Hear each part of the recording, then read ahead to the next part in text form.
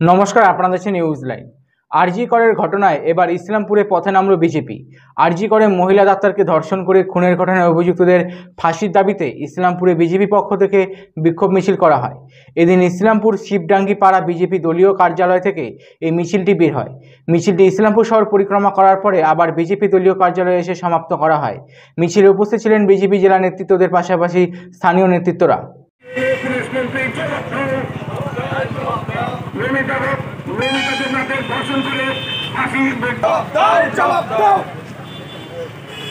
সবাই মিলে আওয়াজ তোলো, বন্দে মাতরম। বিজেপি খুনের ঘটনা লড়ছে লড়বে। অবিলম্বে পুলিশ মন্ত্রী মুখ্যমন্ত্রীকে জানাই এই ধর্ষণের ঘটনা পুলিশ জানেন। আরজি করে যে ঘটনা, নটকারজনক ঘটনা, একজন ডাক্তার, মহিলা ডাক্তার রাত্রেবেলা ডিউটি করা অবস্থায় তাকে ধর্ষণ করে খুন করা হয়েছে।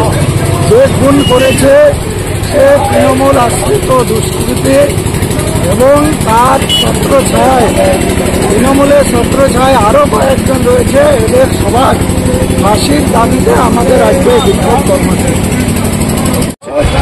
আপনারা ইতিমধ্যে সবাই জেনে গেছেন যে আজ গত পরশু আমাদের যে medical college, RG Kar medical college, সেই মেডিকেল কলেজে একজন শিক্ষার্থী ছাত্রী ডাক্তার, তাকে রাতের অন্ধকারে ধর্ষণ করে খুন করা হয়েছে।